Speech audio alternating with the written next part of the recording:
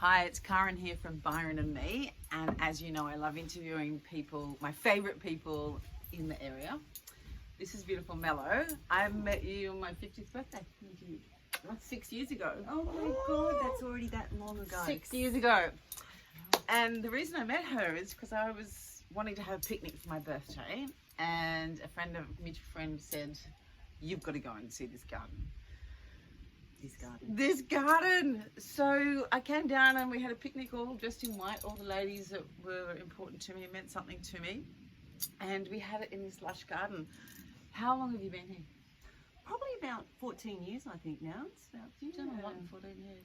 Yeah, we've survived it. Tell you what, you need a bloody safety jacket around this place to survive what goes on, let me tell you. How many floods and stuff have you had? I mean, how many times I've come in and you've had to rebuild roads? Oh, Libby. Oh, you kissed me. Yeah, I did. I did. So, what's your, I mean, it's a big project, and tell me what it is you're trying to achieve here. Well, it's definitely not for the faint-hearted, that's for sure. And just like Karen emphasised, you do have to, I don't know, it's sort of like you feel like you've got to keep it real. Keep it real. Let's keep it real. Keeping it real. Yeah, yeah. We've survived 3 floods, 1 drought and COVID, all in the past 5 years. So that's keeping it real, I guess. So from that experience I get, look, okay, let me, I'm just so excited. Let me tell you something. Over here is a dam. You can't actually see it, No. but it's the water behind us. It encapsulates probably about 4.5 acres. And there's this driveway that you come in, which is our entrance. Well, it popped off 2 to 3 ton boulders like it was Lego. Seriously. The water did. Yeah, just popped them off. So we had all of our boulders off in the last flood. The flood before, which was 2017, we just had the wall repaired. Just had it repaired. We're going, oh my God, this is amazing. It's taken 5 years, but we've done it. It's fixed. 2 weeks after it was repaired, bingo, we've done it again. Well, nature's done it again. Whoever it is has done it again. Yes, yes. Yeah, let's just say that. Yeah. Crazy weather going on.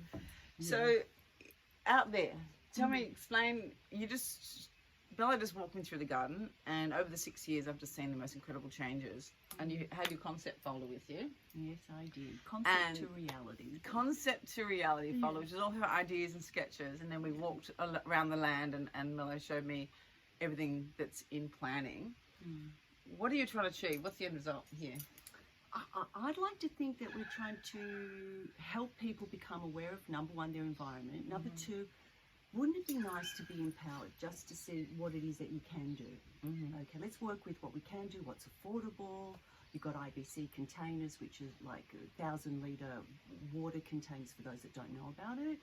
Cut them in half, you can fold them, and you can create, for $75, probably thereabouts, a wicker garden. How amazing is that? A wicker garden is a low maintenance system.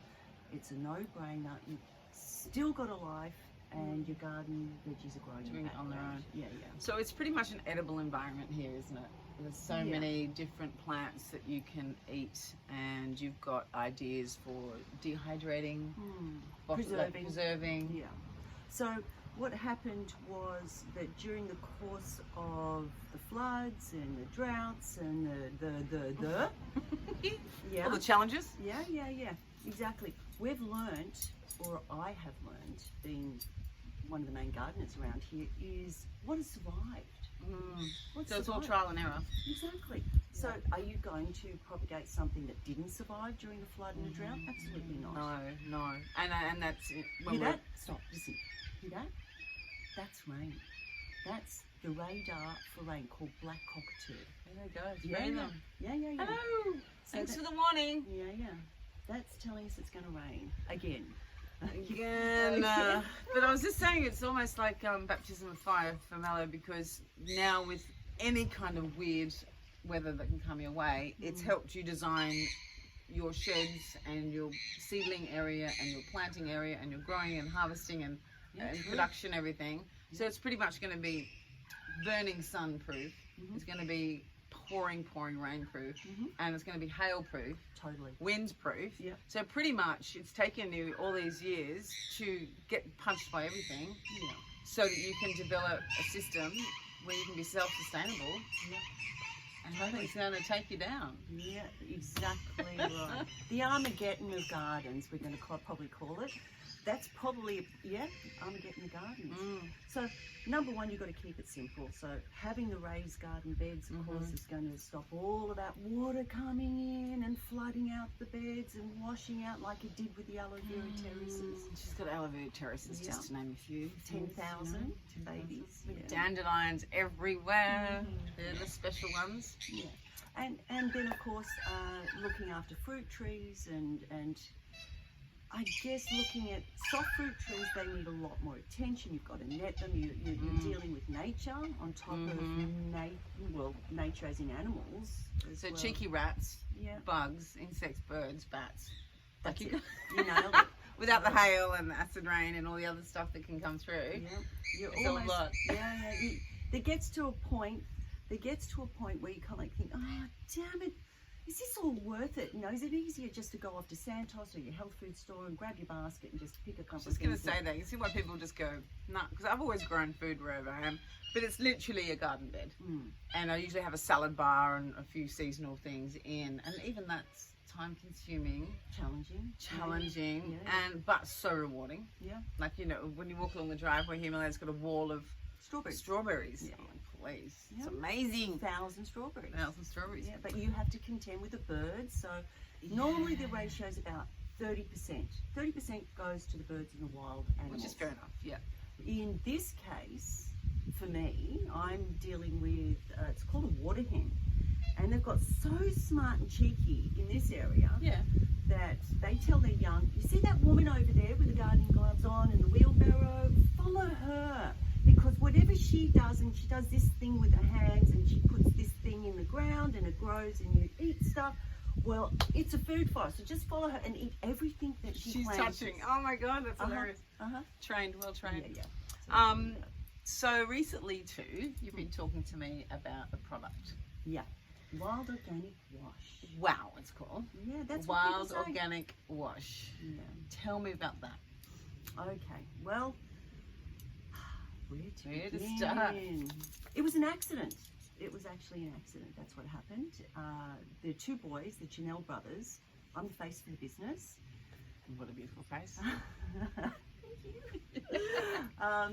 The two boys basically came across it by accident. Yeah. Their father used to actually explore. He was a tinkerer in the sheds and came up with all these concoctions, and he would take them out, you know, with tender loving care to his wife and place it onto the counter. And the wife had this silent sort of code that went on. So if it sat next to the end of the counter, it was like, no, I don't want to par it. No, it's not on. Then if it sat middle of the counter, it was like, well, it's a work in progress. Okay. And then if it moved up towards the sink, it was like, well, I'll give it a go and I'll keep using it for the next couple of days and we'll see what happens. Might go to the end of the counter again. Right. Yeah. So basically, they ended up selling one of these amazing cleaning products to Mr. Kev, I think it was. Be careful. Yeah.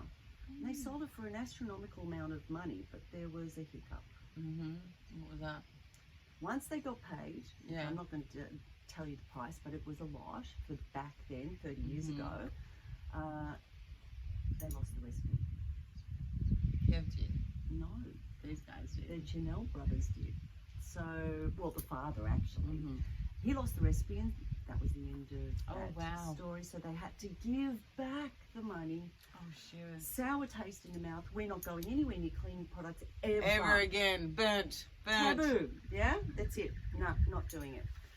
So 30 years, forward track, and there is a process.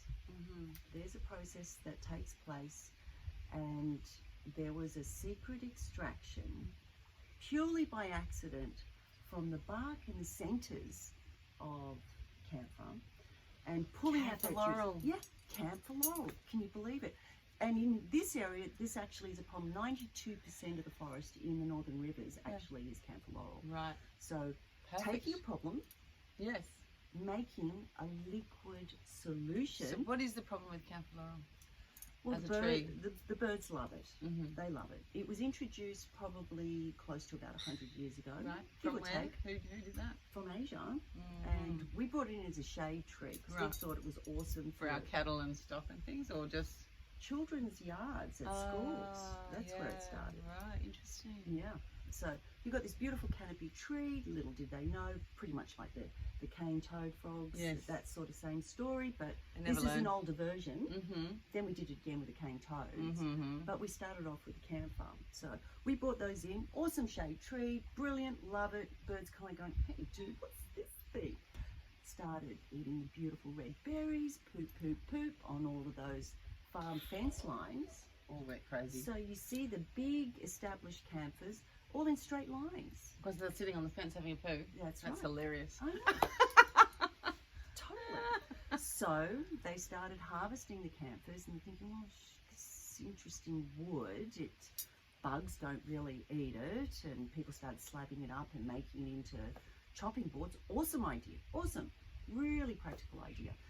But then people started looking into its history, and it goes back probably close to 2,000 years ago, and it's the Asians that actually brought it to our attention. Mm-hmm. And it's used as a medicinal. So it's antibacterial, antiviral. It has this plethora of healing modalities. Wow. Right. So, for example, let me tell you this little story. Tiny little story, but brilliant nonetheless. There's this lady, she's in her 70s. She comes up to the stand when I was working the markets. As every product, you go into the ground, you start from the ground roots, you ask the people what they want. Yeah. What do you need? Yeah. Instead Tell of me what showing them you what feel. they want. So you need this. You just go in and feel out. That's great. And That's then great. once they've used it, is how do you feel about the product? Yeah. How can we make it better for you? Mm-hmm. Is the trigger comfortable? You know, it's really listening, and that's what WOW's all about, Wild Organic Wash. So this lady comes up to the stand and she says to me, she goes, do you know about camphor? And I said, well, a little bit. Been selling it for a while, and you know, I'm a huge advocate of the product. Go on, tell me what you know about it. And I love listening to older people. They're pearls of wisdom. They are indeed. Pearls of wisdom. I used to do morning teas here, so I did a lot of listening. This lady comes up and she says, wow. She says, these camphor balls, they're white and gooey, and they come in a tube and they've got holes in it, right? So she said, you put it together as the ball and you pop it into this tube, lift up the sheets of your bed, throw it in, and go to bed. And I said, and? She goes, well, you know those people that have got really twitchy and achy legs at night time? No. 3 Restless days. leg syndrome. Yes, gone. Thanks to camphor laurel. Bloody hell. That's just one of many. Of course, you've got, I think the first introduction was our grandparents and great-grandparents. It was the camphor tea chest. Yeah, I remember that. Kept everything nice in there. Yeah. You would put all your precious hands-sewn heirlooms. Keep it all bug-free and That mold-free. goes And to that camphor chest.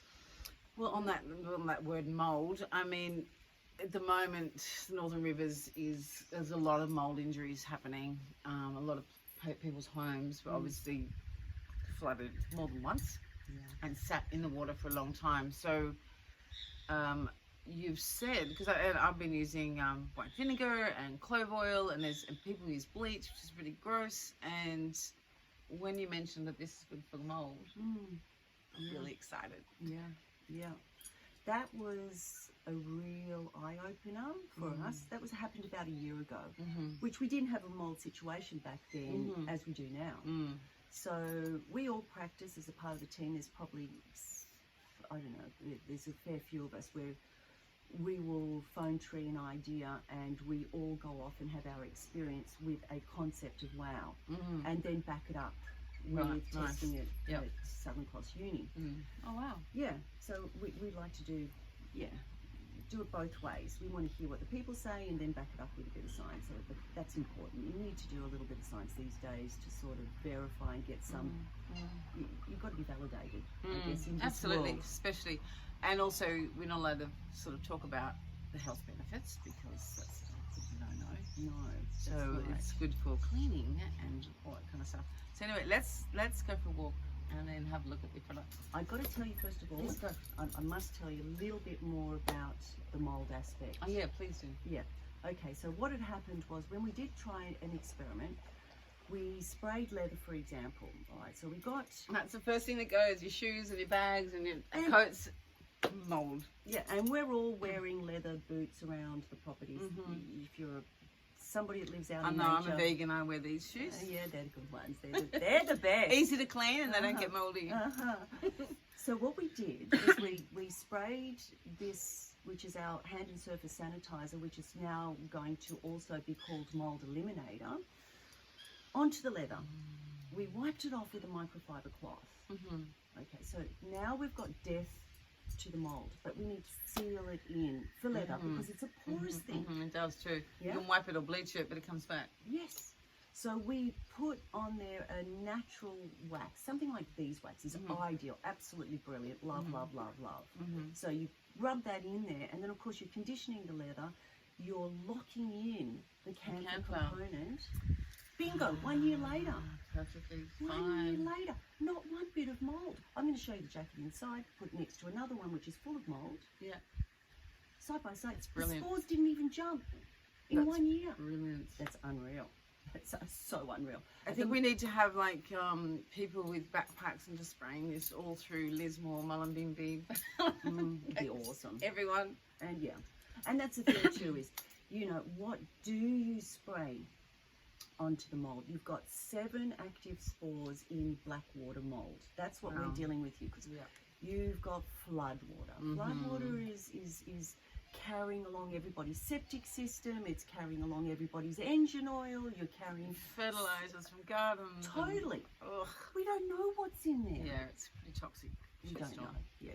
So what we did discover was, because it is a hand and surface sanitizer, hand, must emphasize the word hand, because it is safe for the skin, right? Because a lot of those, I've never used the antibacterial stuff because I know it kills all the good bacteria. So right through that whole time when we were encouraged to do that, I'm soap and water kind of lady. But so it's as a hand sanitizer, it's not affecting your microbiome and it's not affecting killing off all the good bacteria in your gut and on your skin, which protects you. Yeah. Well, we took it a step further, which is what involves the aloe vera. We're using the Barbadendris mellow, which of course is one of the better aloe veras, and we whacked that into the solution. So if you're doing this pump or spray, you're spraying with, of course, your camphor, which is your natural bacterial solution. We've added the component of the aloe, which is softening the hands. And then we did put a component because the government wanted the alcohol in it. So we used ibuprofen, which is a derivative of bark. Ah, nice. Yeah. So we put a minimal amount. Now this is another interesting point, which was another aha moment. Whatever you mix the camphor liquid with supersizes. Oh wow. It's a magnifying glass. Wow. So what a brilliant tree. So if you put it with aloe vera, it exaggerates all of the benefits of it. Oh wow. Yeah. So that's super duper cool. So it's really cool. We've got something now that has a mind of its own, and it only develops like a good wine, a good port. It doesn't actually go off. It just gets better. Perfect. Just gets better. Okay, I need to go and see it. Yeah. Now I'm gonna swap this, telling the people, onto the selfie stick so we can walk. So bear with me. Okay, let's go. I'll try and be really Yeah. Well, if you're turning that camera over that way, you can get an idea of the driveway. Look at that. Yeah. And that's what we nearly lost in the flood. It was all about water. It's a beautiful billabong, and there's turtles and everything in here. True. So I'm going to do a little bit better. And I'm going to be putting it on here, and we're going for a walk. We'll cut a bit out. There. Sorry about that, shaking you around, people. So we're on the bridge. Look at this. Look at that pontoon we're sitting on. How gorgeous is that? Oh my God. Yes. It's strange when you live in this environment, it'd be so nice to have the eyes to really appreciate it, but you have the eyes for work. You can think, oh, that needs to be done. Oh, God, Yeah, it's like anything. One walking in going, oh my God, this is magnificent. Let me just do a little spin for you, you know. And Mellow's probably like, oh shit, there's palm fronds there. Yeah, I did. Exactly right. I was like, let's do it this way. We've got some entities here. We're not sure what this beautiful bit of light is. So how important is it to you to have a product, to put your name behind a product, or be the face of a product that is sustainable and ethical and organic, and it's not hurting Mother Nature, like not hurting Gaia, it's not hurting the people. It's so awesome. It is such, I feel actually humbled. Yeah. Humbled to have the opportunity to be able to be a face of something that is a game changer. It really is. It's changing the concept of cleaning. You don't need bubbles. No. You don't need all those fillers, for God's sake. Get rid of them. I know, when you do washing, you know, like I use these tiny little strips in my washing, and people want the suds. They think that the suds means it's clean. We were meant to believe, we were told that that's clean things need bubbles. Oh, we were told a lot of things. And those kind of detergents will really stuff up the environment. Well, there's a lot of things in this environment, or I should say in this life right now, I guess that we're starting to learn that black's white, white's definitely not And white. not to probably believe everything Up we're is really down. told. Yeah, it's all higgledy-piggledy. All right, so we're in here, Yeah. and I'm going to get over here and turn this around. Yeah.